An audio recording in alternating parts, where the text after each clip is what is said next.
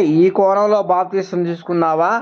లేకుంటే పెళ్లి బాప్తీసము, లేకుంటే సర్టిఫికేట్ల కోసం బాప్తీసము, లేదంటే ఏదో అర్జెంట్ అని చెప్పేసి ప్రత్యేకంగా తీసుకుంటేనే మనకి కార్యక్రమం జరుగుద్ది అనేది చిలకరింపు బాప్తీసాలు అని ఉన్నాయి కదా, అనే అంశాల మీద క్రోడీకరించి అతను మనసులో పెట్టుకొని 10 అంశాలు పెట్టాడు. ఈ విధంగా తీసుకోవాలి. ఏదైతే యేసుప్రభు వారికి యోహాను గారు ఎలా ఇచ్చారో బాప్తీసము, అదే విధంగా ఇవ్వాలి బాప్తీసము.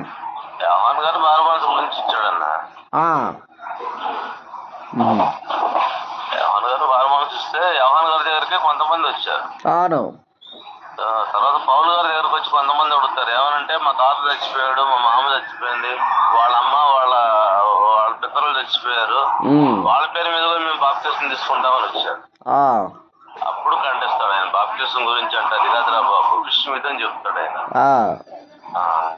ఇప్పుడు ఆయన లోకంలో ఒక గుర్తింపే. అవును. ఇప్పుడు అక్కడ ఆయన చెప్పిన కోణం ఏంటంటే, బాప్తీసం తీసుకున్నావు, నువ్వు తీసుకున్న నువ్వు ఈ బాప్తీసం నీ జీవితానికి కరెక్ట్గా ఉందా లేదా అని చెప్పాడు ఆయన. ఆయన చెప్పిన అంశాలు కరెక్ట్గా చెప్పాడు ఆయన.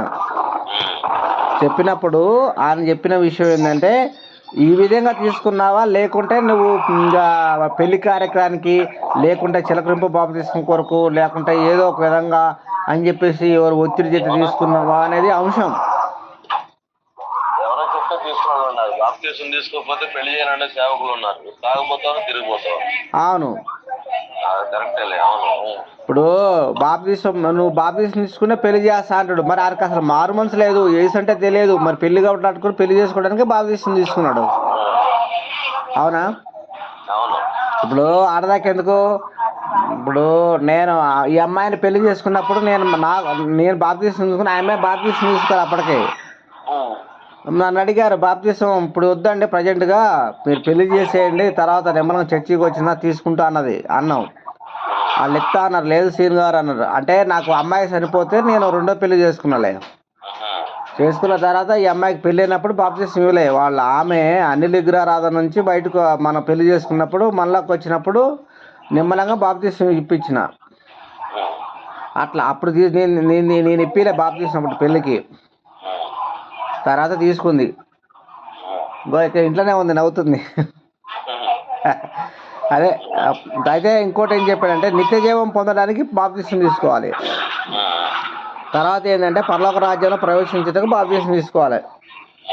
అంటే ఇవి కారణాలు. పాపక్షమాపణ నిమిత్తం బాప్తీసం తీసుకోవాలి, పాయింట్ వైజ్గా. పరిశుద్ధాత్మ పొందుటకు బాప్తీసం తీసుకోవాలి.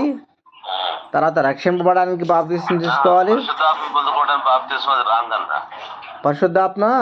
పొందడానికి బాప్తీసం తీసుకోవడానికి అది రాంగ్. అది అవును. మీరు ఎందరైతే నన్ను అంగీకరించారో, అంగీకరిస్తే చాలన్న. అంగీకరిస్తేనే అప్పుడు ఏమవుతుందంటే మనలో ఉన్నటువంటి దురాత్మ అనేది బయటికి వెళ్ళిపోయి క్రీస్తు లోపలికి వస్తాం. మన హోలీ స్పిరిట్ గాడు మనలో నివసిస్తాడు. అది అప్పుడేం జరుగుద్ది అంటే, మనలో ప్రతి పాపాన్ని ఏం చేస్తుంది, ప్రేరేపింపు చేస్తుంది. అంటే అప్పుడు నీ పాపాలు ఎప్పుడైతే పరిశుద్ధాత్మ దేవుడు నీలోకి వచ్చి నివాసం చేస్తాడో, నీలో ఉంటాడు, ప్రతి పాపం చేయడానికి నువ్వేం చేస్తావు, సందేహిస్తావు, గద్దిస్తా ఉంటది. గద్దిస్తా ఉన్నప్పుడు ఏం జరుగుతుందంటే, అయినా నువ్వు బలవంతంగా చేసావనుకో, అప్పుడు ఆత్మను దుఃఖపడియారు ఉంటుంది. ఒక చోట ఏముంటుందంటే హోలీ స్పిరిట్ గాడు ఏడుస్తాడంట మనలో ఉండి. అన్నా నేను చెప్పేది బైబిల్, నా కొత్త సిద్ధాంతం కాదు, ఎవరు చెప్పారని దాన్ని ఖండించడం కాదు. ఎందుకంటే నేను బాప్తిసం మీద నాకు హలో ఏంటన్నా? అదే అన్న, అంతేగాని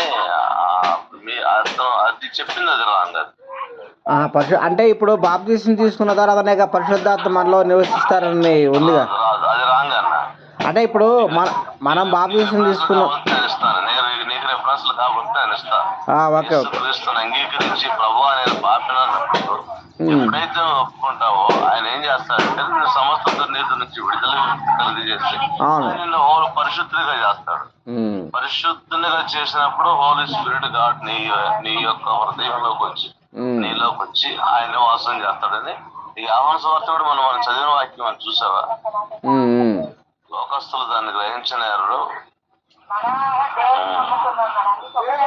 అదన్న బాప్తిసం తీసుకుంటే అంటే దీని సాదృశ్యం చాలా మంది ఏం చెప్తారంటే యేసుక్రీస్తు వారి నెలలో నుంచి బాప్తిసం తీసుకుని వచ్చినప్పుడు పరిశుద్ధాత్మ ఆయన మీద వాలిందని చెప్తారు.